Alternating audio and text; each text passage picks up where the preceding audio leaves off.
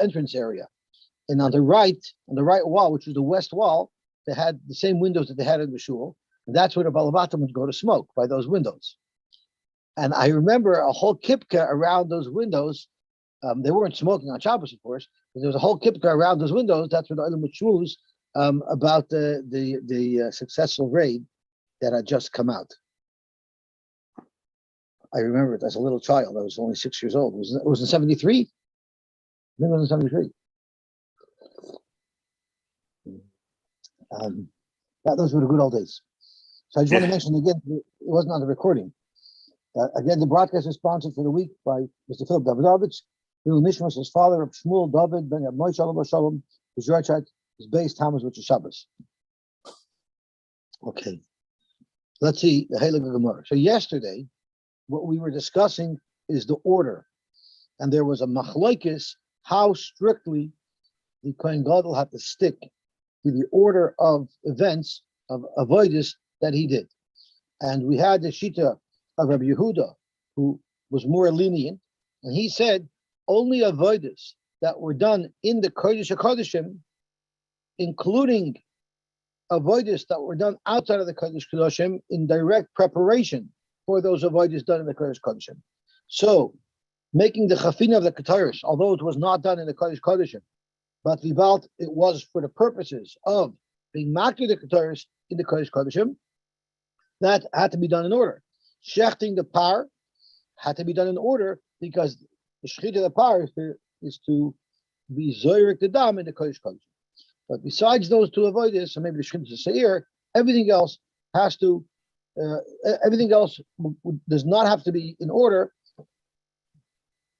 Even if it's done out of order, will be kosher. But the avoidance in the Kodesh HaKodeshim and the extra preparation of avoidance also have to be done in order. While Rabbi Nechemiah said all avoidance of the whole day have to be done in order that were done in the Big Day Lavan.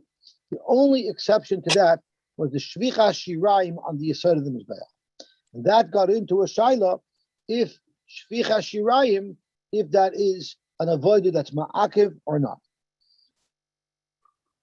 And that was yesterday's subject. So today we're going to get on to the next chelik of the Mishnah, v'chein behechel, v'chein b'mizbeach. Zok the Gemara, Tanu Rabbanon. It says v'chipar es mikdash hakodesh. So this is towards the end of the parsha in Achimash about Yom Kippurim. Let's read the pasuk because the Gemara is going to darshan it in detail. It says v'chipar es mikdash hakodesh v'es oil moyed v'es hamizbeach yichaper v'ala kohanim v'al kol yichaper. So there's a detailed list of everybody who's getting kapara. Zokt the Heilige Brisa. The Chiper es Mikdash HaKodesh, this is referring to Lefnai v'Lefnim. Rashi tells us, what does it mean Lefnai v'Lefnim? And there's a machlokes Rashi and Tosfos on this sugya, but we'll stick with Rashi for now. Lefnai v'Lefnim, Kaper v'Domim halalu, al Tuma she'ira Lefnai v'Lefnim. If a vera related to Tuma occurred in the Kodesh HaKodeshim, that's the kapara that's going to be granted through this Rika Saddam. Im nichnas adam sham b'tumah. If somebody went in to the Kodesh HaKodeshim when he was tamei, ve'ein ba yedei b'sayf, and he didn't know that he went in b'tumah. Aval hava yedei b'tchila, but he must have known that he was tamei. Every other avera of shogeg, like Chilul Shabbos, you have to have not known about it before. Either you didn't know that today was Shabbos, or you didn't know that today this malacha was aser, and then you found out. So you knew nothing about your shogeg before, and you found out after.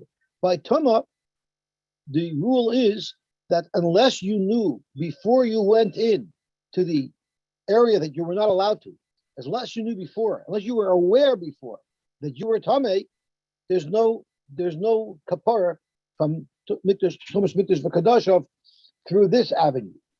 You'd have to get it through a different avenue. But this avenue only covers people who walked in to a Makam Kadosh while they were tamei, but only if they were aware that they were tamei. Now that doesn't mean I knew I was aware that I was tamei when I actually walked in, but it means yesterday I became tamei and I knew I became tamei, and today I forgot that I was tamei, and I wandered in to a place that was kodesh and I wasn't allowed to be there.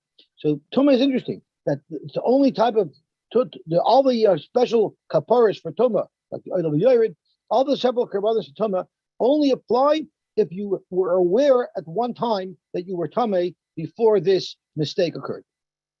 How is it? I mean, if you don't know that you're Tameh, how would you know that you're Tameh retroactively?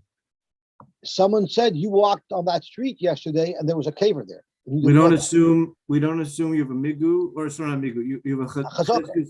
You have a chez. But if someone saw you touch a sheret, someone said you didn't notice, but I saw you touch a sheret yesterday. So we're going to say, so Eidos can create tumah? Yeah, sure. Eidos can create tumah.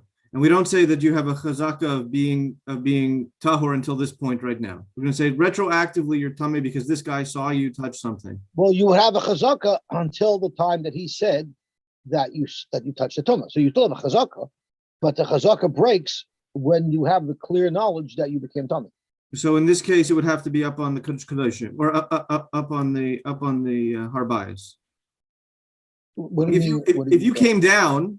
If you came down and a guy says, "Oh yeah, yesterday I saw you do this," yesterday you touched the sherets, you'd have a problem. Your hazaka ends right now. No, your hazaka ends at the time that it was confirmed that you came into contact with tumah. So the time that it was confirmed was when he said the incident occurred.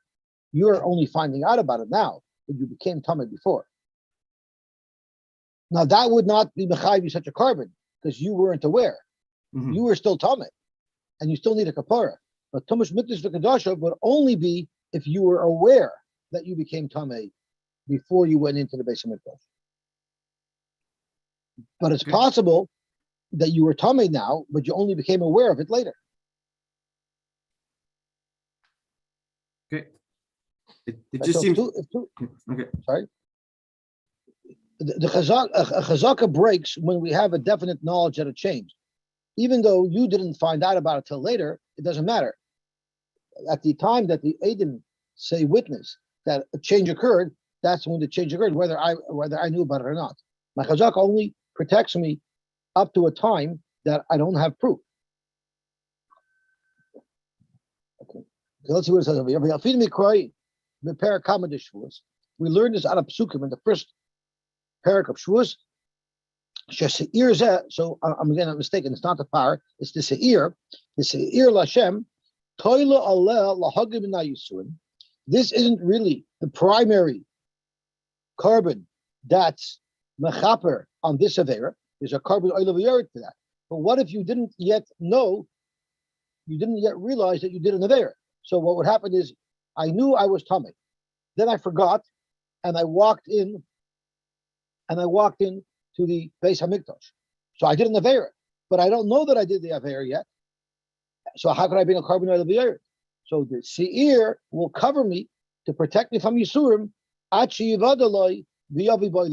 then when he finds out, when someone tells him, weren't you Tameh? Or when he chaps that he was Tameh, and says, oh yeah, I went into the Beis Hamikdash, at that point, he'll bring the oil of the and have his custom kapara.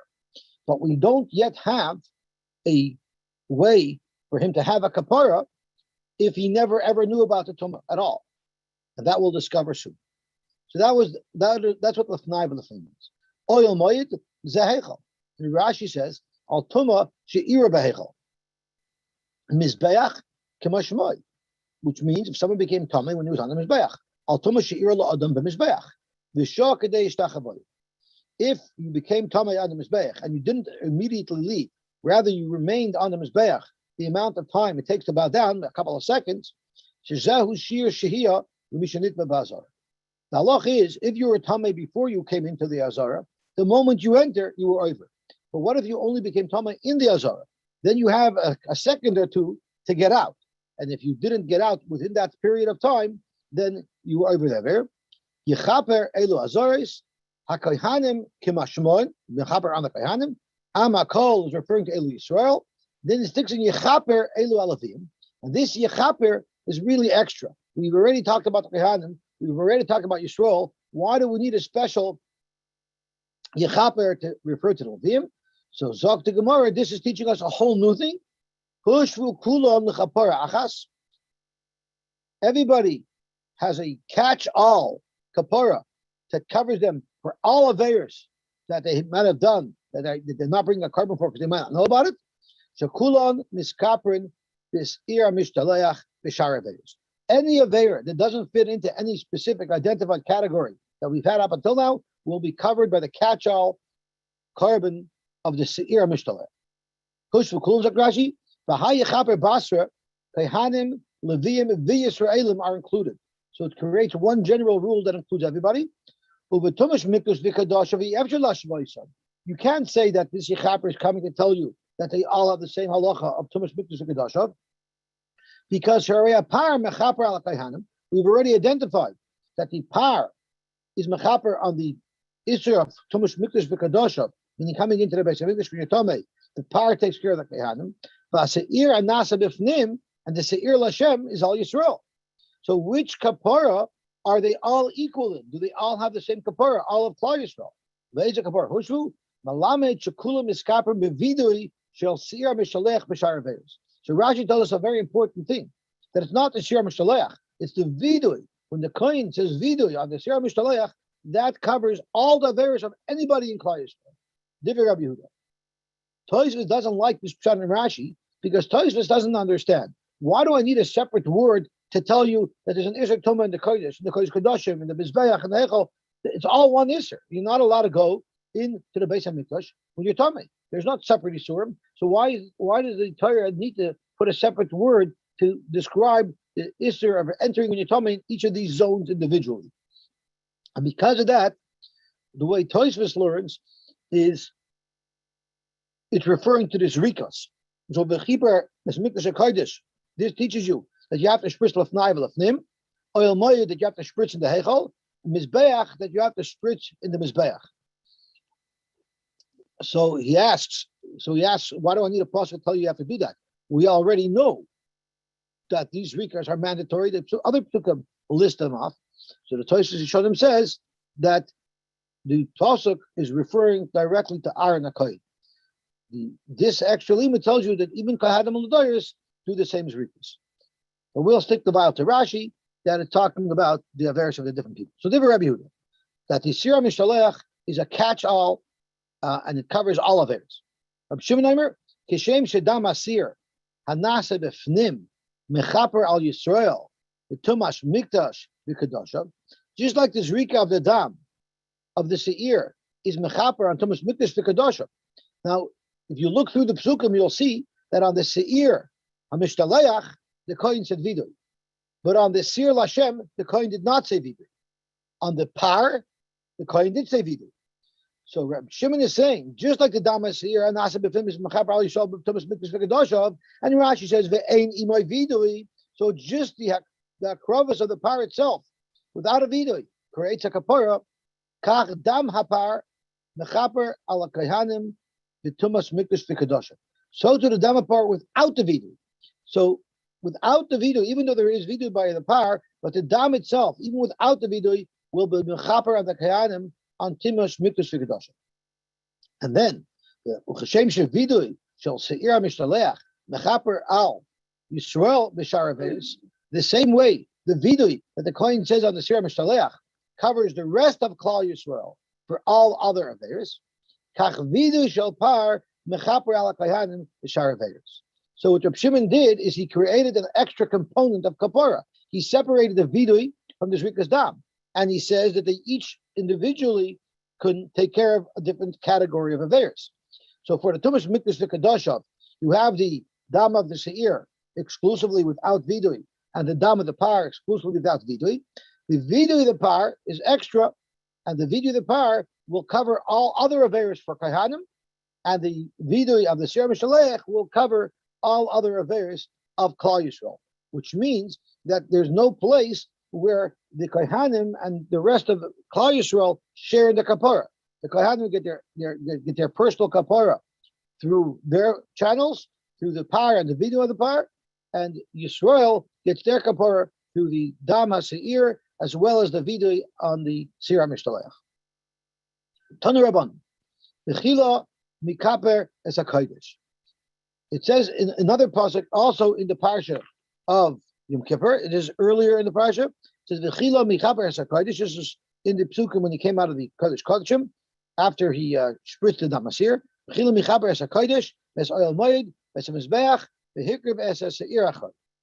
So Zok the Gemara. We're going to dash into this pasuk now. This is referring to the lefnai v'lefnim. And Rashi says these are referring to the hazois that the Kohen Gadol did between the bottom. Oil moed zehechol, which is the hazoy shal parech, as Rashi says, and then mizbeach k'meshmoi, which means you spritzed on mizbeach. Now it's interesting that the Torah decides to once again list off each zrika as a standalone zrika. Why? Why did the Torah list off each one as a standalone? This teaches us that each of these rikas stand alone, stand independent. And Mikan Amru, from here we see that Nosan Miktas Matone Shebefnim. Now, even though I'm about to read this line, this is not what you see from here. It's the next line. So don't focus on this. I'll tell you when to start focusing. Mikan Amru, Nosan Miktas Matone Shebefnim. You're in the middle of spritzing on the oren, so you have to achas. You have to achas v'chomish. You have to achas v'chomish, and then v'nishbach adam, and the blood spilled out, like we had earlier in the Mishnah. So the loch is yovi dam achar v'yaschol b'tchila v'matonish habefnim. You have to start over because each unit is independent, but you have to do the complete unit, and therefore, since you spilled out the blood in the middle of the unit of spritzing dam, lefnai v'lefnim, you have to start over from the beginning. You only begin from where you left off, which means you don't even have to repeat the zrikas in the set. Now, this is what you see from the fact that the Torah listed off each zrika separately, which means the zrika of the lefnai v'lefnim is a standalone item. The zrika of the heichal is a standalone item. So from there you learn that gomer es hamatone shebefnim, if you completely finished all of the zrikas that you had to do in the kodesh kodeshim, and then finish bachadam, then yavi damacha v'yaschol b'tchila b'matone shebehechol. Then you don't have to go back because that's a standalone component. That's what the Torah is teaching us. Since the Torah separated each of these zrikas, the lefnai v'lefnim, the oil moed, the heichal, and the mizbeach, it teaches us that each of these components are standalone, and once you completed one complete set, you never have to go back to repeat it. So now the Gemara is going to take us through the second step. The first step was, what if it spills out in the middle of the Kodesh Kodeshim? Now we discuss what happens if it spills out in the middle of the Heichal. You have to start over the set if you're in the middle of the set. Rabbi Shimon always hold that you never have to repeat even a step in the stage. In other words, if you're in the middle of spritzing and you have to achas v'chamesh, when you bring new blood, you just start to achas v'chamesh and you continue from there. What if you finished all of those matanis, v'nishbach adam, and then the blood spilled out? Then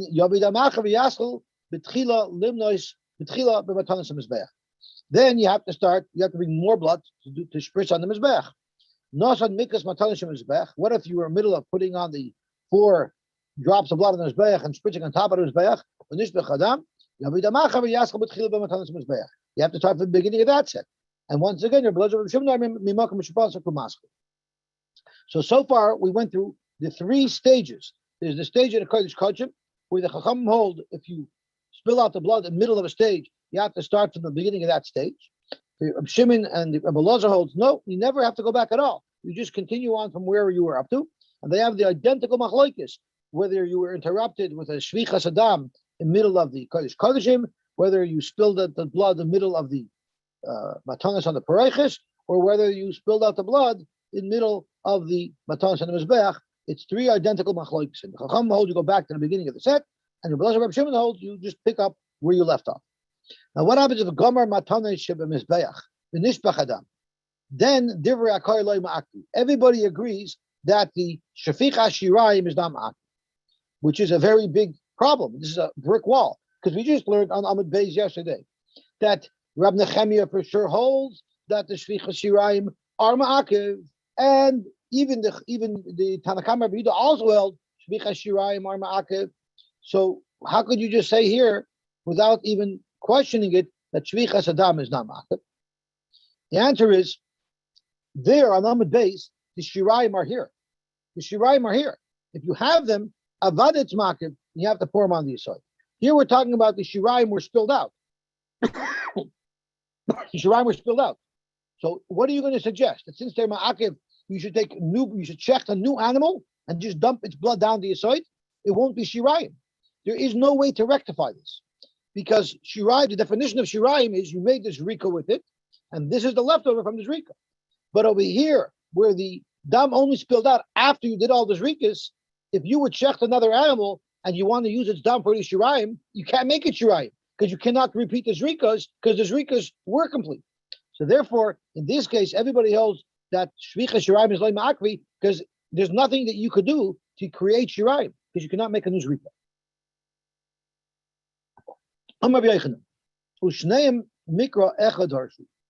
Both these Banda Amrim learn their tzad, whether or not you have to go back to the beginning or not, learn it from the same pasuk. And it says in the pasuk, Midam HaKippurim Achas B'Shana. So once again, this is the pasuk at the end of Tetzaveh, I believe. Let's have a look at the Gimel. Gimel, I believe, is at the end of Tetzaveh. Yes, and this is where at the end of Tetzaveh, where the Torah is describing the Mizbeach Hazov after the Big Kahuna, isolated by itself at the end of the parsha. The Torah tells us what this Mizbeach Hazov is used for. It says, "V'chiper aharon al karnoisav achas b'shana midam chatas hakipurim achas b'shana yichaper alav l'doresech." So they're darshaning this achas. It says, "Ushtei mikra chadoshu midam hakipurim midam chatas hakipurim achas b'shana."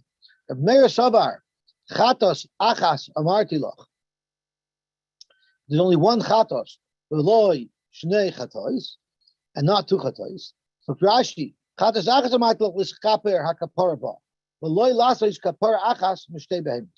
can't have one kapara from two behemoths. So therefore, you have to redo the entire set if you spill out the blood in the middle of the set, because you can't have two animals doing one set. So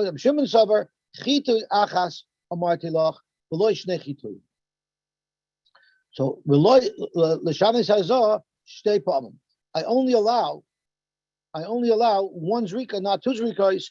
And if you're going to have to start from the beginning of the set, you're going to be doing the same zrika twice. You're going to be duplicating the zrika. So the question is, do we focus on one carbon, one animal per set, or do we focus on one zrika per set? Rav Meir holds it's one animal per set. That's why you repeat, you go back to the beginning of the stage so that you can have the blood of one animal doing the entire set. And Rav Shimon says, you're only allowed to spritz once, so you can't go back. So if you're up to Achas V'Chomish, you got to pick up from there. Tanya Amar Li to Amar Rebbe. Rebbe said, Li Chalak Reb Yaakov Belugan. Reb Yaakov told me that the halacha of Belugan is different, his Chalak is different than the halacha of the Dam on Yom Kippur. What is Lugan? When the Mitzvah became Tar, there was an entire process of what he had to do. And one of the things that was done is he brought a loig shaman. A loig is approximately a vav beim. It's approximately the volume of 6 eggs. He took a loig of shaman, and what he's supposed to do with the loig shaman is he's supposed to pour it into the hand of a kohen. So the one kohen pours it into the hand of another kohen, and then the kohen who did the pouring, then dips his finger into the hand of the kohen who's now holding the oil in his hand, and he spritzes 7 times towards the kodesh HaKodeshim, and then he puts oil on the earlobe of the Mitzvah and on his right thumb and on his right big toe, and then he took the rest of the oil and he put it on the Mitzvah's head. What happens if in the middle of this process, the oil got spilled out? So what are you supposed to do? So let's see quickly Rashi, and Rashi will explain it more clearly. Li Nasan Rabbi Yaakov Chiluk. Rabbi Yaakov told me that there's a difference between the halachas that we learned by dam when it spills out of middle, to the loik shemen shal mitzayra, shaloi hushvu l'matan dam shal yom kippur.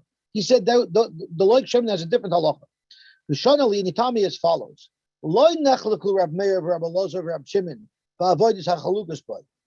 Although there's a machlokes between Rab Meir and Rab Elazar and Rab Shimon, whether or not you go to the beginning of the set or if you just start where you left off by Yom Kippur, they don't have this same machlokes when it comes to the mitzayra, the sheva zoy shebefnim and the matan behind us, putting it on their thumbs. Rab Shimon and Rab Elazar over there would concede, would agree to Rab Meir that you start from the beginning of the set. Why? The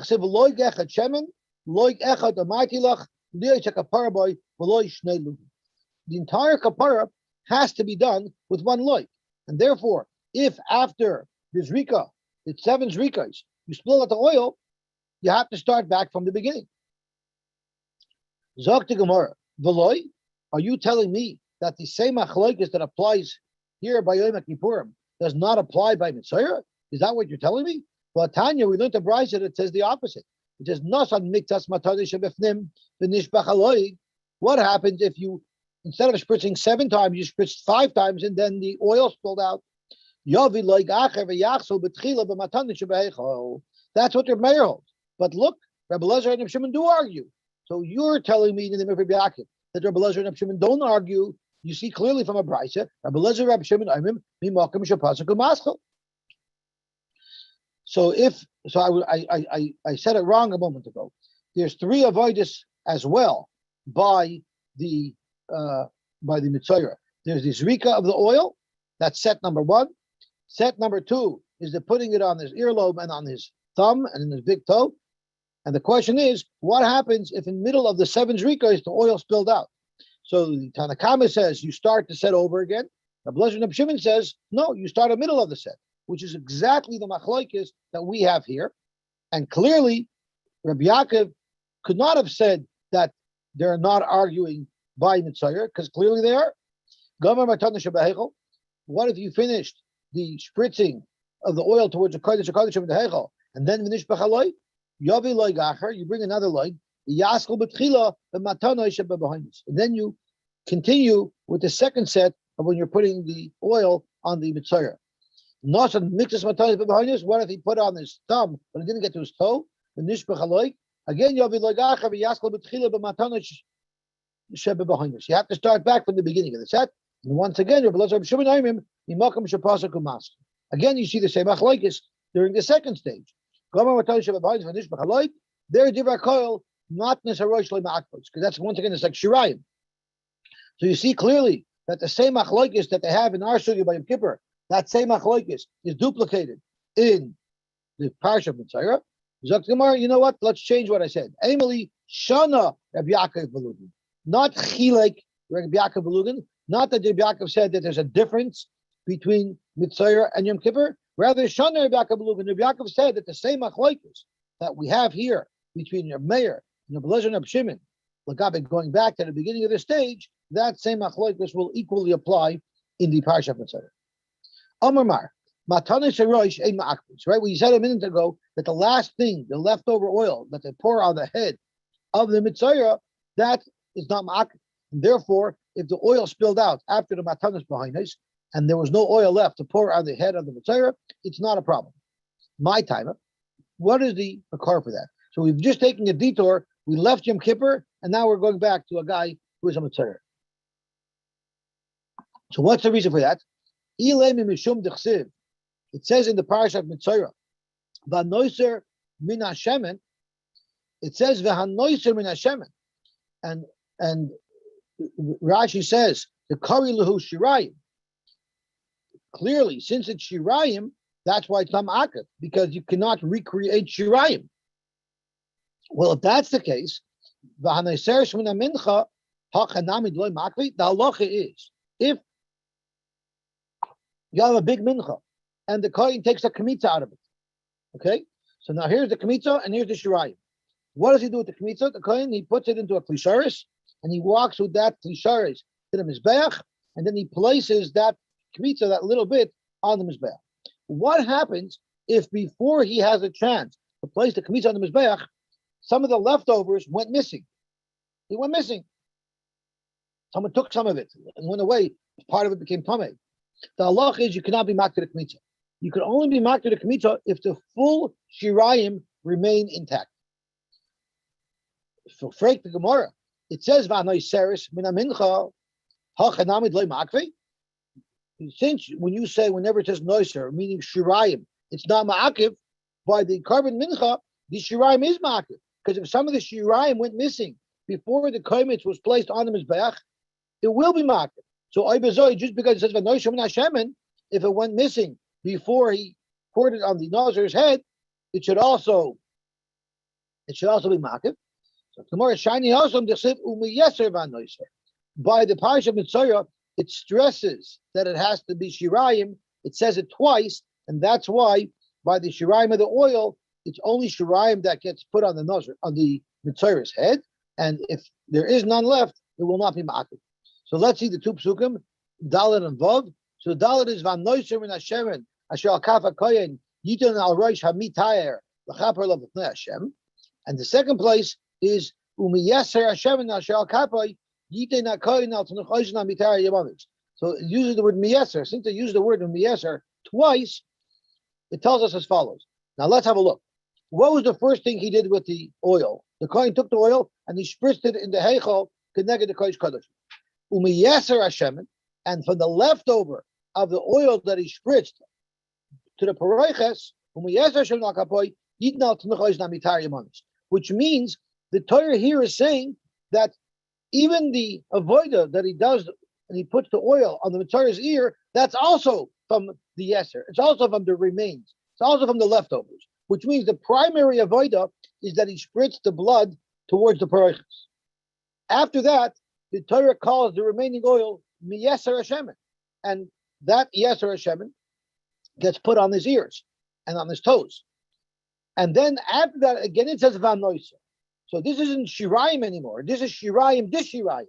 If we're even calling the matanas behind shirayim, then the leftover from that would be called shirayim dishirayim.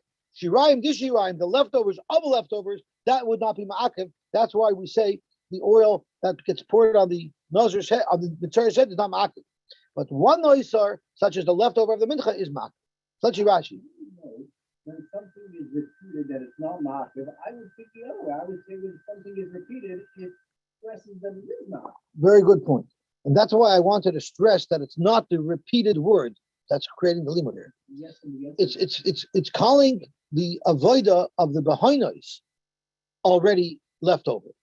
So the leftover of that goes on the head. So this is the leftover of a leftover. So it's not because of double lotion. It's because the Torah is saying this is not some leftovers. This is what remains after Sunday night supper. This is Monday night supper. Okay. Zok the heilige Rashi. Shaniach d'chsevu miyas Hashem v'noiser. Matanis behinos kruyin shirayim. Even the matanis behinos are called shirayim. D'chsevu miyas Hashem. Matanis haroish kruyin shiyarei shirayim. That's the leftovers of the leftovers. D'chsevu v'noiser b'shirayim harishonim yitin al reish matar. So this stuff that you gave us is Rashi.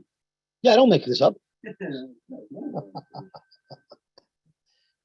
No, they're leftovers. Your kids might eat leftover Sunday night. Monday night, they're not eating it. That you have to eat. Okay. Amar Rabbi Yochanan said, Asham mitzayra sheshachtu shaloi l'shmei. One of the processes of being retired of mitzayra is he brings a carbon ocean. Well, what happens if it was shechted shaloi l'shmei? And Rashi says he shechted it l'shem oila, l'shem shlomim, and the halacha is any carbon besides the carbon pesach and the carbon chatas that was shechted shaloi l'shma, shechted as an oila, it's still a kosher carbon, and you can continue processing the carbon. The only problem is like alul abayim l'shem chayva. The person needed an asham, he's going to have to bring another asham. So the carbon doesn't have to be thrown out. The carbon is kosher. He got to bring another carbon. So what happens if that's what happened? He brought his asham, and there was shechted shaloi l'shma. So Banu l'machlokes Reb Meir, Reb Elazar, Reb Shimon.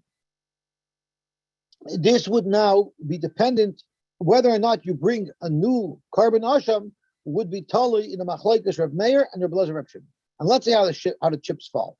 Reb Meir, the Amar Yavi Acher, the Yaskel B'tchila. Reb Meir who holds that if you're in the middle of a set of avoiders, and it goes sour, you have the whole thing gets disqualified, and you start all over again. So hachanami yavi acher b'yisrael. You're going to bring another carbon, and you're going to start over again. But Rabbi Rab Shimon, according to Rabbi Elazar and Rab Shimon, who holds that you don't disqualify what you've done up until that point, it remains kosher. So that means up until the point that it was shechted shaloi l'shma, everything was going good with the carbon. Therefore, you cannot bring another carbon halfway. So therefore, hacha ein takana. Here, there's no way he could fix it because he can't bring another carbon in, because then he's going to redo what he's already done that was kosher, and therefore he's stuck, and he's going to have to be a mitzayra forever. Matskefla Rav Chisda, correct Rav Chisda kash. The ha'oisai doesn't it say oisai, which means even Rabbi Elazar and Rab Shimon, even Rab Meir should agree that ein lo takana. Why? Because it says oisai. The hikriv oisai la'asham, which means oisai shahunaf imaloig v'lo yacher.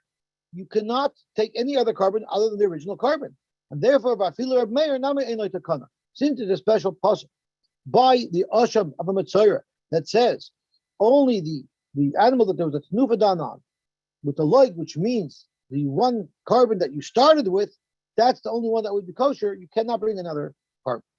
So, for the Gemara, it seems like if the asham of the mitzayra was shechted shaloi l'shmoi, it seems like there's not going to be a way to fix this problem. Zok Gemara Tanya Kavasad Rabbi Yochanan. We had a brisa that in fact supports Rabbi Yochanan's opinion that if the asham went sour in middle, there's going to be no way out for this mitzayra. It just means if you're a mitzayra and you're getting tar, you better be on top of that coin big time, because otherwise you could be locked into mitzayra life forever. Now, for someone who likes to be alone, it's a perfect opportunity. But some people might have a problem with it. There's no takana whatsoever, That's what it says. Ein lo takana. and it's dependent on somebody else. On the coin. You have to be able to rely on your coin. One thing I can tell you, that if this coin messes you up like that, you're never giving him your trumas and maishas. And he's not going to get too many customers anymore. So Zok Gemara. So Asham Mitzayra, Sheshachtu Shaloi L'Shmoi, the case that Rabbi Yochanan was referring to earlier, Oy Shaloi Nosam Idamai Legabe B'Hainis, or you didn't put the dam on the B'Hainis, so it wasn't completed properly. Hareze Oila Legabe Mizbeach. It's going to have it didn't have an oila, which means it's a kosher carbon. However, the tzarich asham acher lachshirei, you're going to need another asham. So this proves that, according to Rabbi Yochanan said that you bring another asham. Rabbi Chisda argued that Isaac said, but Rabbi Yochanan held, at least according to Rabbi Meir, you have a way out. You can bring another carbon asham. Here you have a brisa that says that you're obviously bringing another carbon asham. So Rabbi Chisda was arguing, even according to Rabbi Meir, since it says Yosy, you have no takana. Rabbi Yochanan said that according to Rabbi Meir, there would be a takana. You could bring another carbon because you're allowed to start from the beginning of the set. And here the brisa seems to say that you could bring another asham. So what's Rabbi Chisda going to do in this brisa? Because Rabbi Chisda holds, according to Rabbi Meir, you can't bring another asham. So tomorrow, Rabbi Chisda Amar, my tzarech vein takana. The brisa is just saying you need to bring one, but you can't. So this is mamish a little bit what Chaim C was touching on. How could you say you need and you can't? Rabbi Chisda holds it's possible that the brisa would say you need, even though it's impossible to fix. Rabbi Yochanan says, come on, if the brisa is the tzarech, it means you'll bring one, right? That's the obvious connotation that you're going to bring one. But the machlokes is when the brisa says you need something, does that automatically mean it's possible to do it? Or maybe it means, like Rabbi Chisda is learning, you have to do it, but it's too bad you can't. Does the Tana ever speak that way, telling you what the requirements are, knowing that the requirements that he's prescribing are simply impossible to accomplish? So come on in. As a matter of fact, absolutely, and I'm going to give you another example of a case where the Tana tells you this is your requirements, even though it's impossible to do this. And I hope no one will get offended by this Gemara. So far, everybody I see on the picture here and everybody here in the room is not going to have a problem with this Gemara. But it says as follows: Tanya, the Nazir has to shave his head completely, twice. He has to completely shave his head. But what about if there's a Nazir Memori? What if you have a Nazir who's completely bald? He has no hair, so he can't shave his head. Too bad. He has to shave his head. He doesn't have to shave his head. And Rabbi said, when Beishamai says that he needs to shave his head, it means it means he has to shave his head, but he can't shave his head because there's nothing to shave. So you see clearly the way Rabbi Avina learned Beishamai, the writer will say you need something even though it's impossible to accomplish. Rapadas argues on Rabbi Avina's statement. Rapadas said that Beishamai and Rabbi Elazar have a similar shita, and we're going to see the second that Rabbi Elazar also is talking about an impossible situation that you could still rectify. Beishamai hadamar, that you just run the razor over his head, even though it's not taking anything off. Rabbi Elazar, that's done. Ein loy boyin yad uboyin regel. What if the Messiah doesn't have a right thumb, doesn't have a big toe? So how are you supposed to put oil on it? How are you supposed to put dam on it? So the halach is ein loy tahar lamas. The Tanakama says he's out of luck. He cannot do what the requirements of the Torah are in the process of his Torah. But Rabbi Elazar Aimer, noisin al makoymoy v'yotzei. If you would put it on the place where his toe would have been, you would put it on the place where his thumb would have been, that's good enough. Which means he's arguing that Beishamai also holds. Even though he doesn't have hair, you run the razor over his head and that'll be good enough. But he could be missing his leg, from the knee down. So well, I guess you put it by the stump. You put it as close as possible. Okay. You put it on the small, yosher. Tanarabban, lokach midam ha'asham. What if he took from the dam ha'asham? I'm sorry, the lokach midam ha'asham. What's supposed to happen is the kohen takes the dam of this asham that Mitzvah is bringing. Where if we're full blast into the sugya of Mitzvah. So in the process of being tired of Mitzvah, they shackled this carbon ocean that we're talking about, and he took the blood, and two things were done with the blood. The blood was spritzed on the mizbeach like a regular asham, A, and B is they took the blood and they put it on the earlobe and on the toe and on the thumb of the Mitzvah. In addition to the oil that we discussed, they did this with later. Earlier in the process, they did this process with the dama osham. So it says v'lokach midama osham. So we can quickly look at the pasuk. V'lokach midama osham v'nosan hakohen al tanuch oizen amitayar yamanis al b'nyoda yamanis al b'nyoda yamanis. So he takes the blood and he puts it on the body of the mitzvah. Yochel b'kli. You might think that he captures the blood from the osham with a keli, and then he puts it on the ear of the mitzvah. Tamadamer v'nosan. It says v'nosan after the lokach and the pasuk says v'nosan al tanuch oizen manesina ba'atma shel kohen. Just like when the kohen is putting the blood on the mitzvah, he's touching the blood and he's touching it to the ear of the mitzvah. He's touching it to the ear, to the toe with his finger. Af lekicha ba'atma shel kohen. So too, when the kohen captures the blood from the neck of the animal, he has to do it with his hands. Yochel af l'mizbeach. Now we're doing two things with this blood. The blood that he's going to be using to put on the mitzvah himself, he has to capture from the neck of the animal with his hand, because he cups his hand and he captures it. You might think that the dam that he's spritzing on the mizbeach, he also captures in his hands. Hamad Leimer ki kachatas ha'ashamhu. This asham is processed just like a regular carbon chatas. Ma chatas tunakli. Just like when you make a zrika of the dam of a chatas, the dam is captured in a keli, in a mizrak, like it usually is done. Af asham tankli. Nimtas at oimer. So what is the process going to be? Asham mitzayra shnei kahanim mekabel masdame. You're actually going to need two kahanim being mekabel the dam of the asham mitzayra. Echad biyad. One kohen is going to capture some blood in his hands. The echad bechli. And the second kohen is going to capture the rest of the dam in a keli. Zeh shekibel bechli. The kohen that was mekabel the dam in the kli. Bolo eitzel mizbeach. He'll go to the mizbeach and he'll spritz the blood on the mizbeach. The zeh shekibel biyad. And the kohen that captured blood in his hands, boloi eitzel mitzayra. So literally, this kohen has blood on his hands, because that's the avoida of how he is mitayar the mitzayra. Zokt. Oh, it's very late, 6:54. So we'll stop here. Shkoyach, everybody. Have a wonderful Shabbos. So Mitzvah Shabbos, we're going to learn an hour before Mincha, and we'll also learn Mitzvah 10:45 Motzei Shabbos. Have a wonderful Shabbos. The game got upped here because if he can't use a klisharis and he can't run out of the blood, if he has to cup it in his hand, the Mitzvah could really be in trouble, no? What if he doesn't get enough blood? Well, he gets it. He can use a keli too. I mean, what if he doesn't get enough blood in his hands to do his avodah?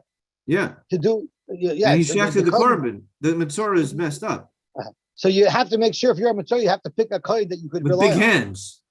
I guess the kohanim say, Asham approved, Asham tested.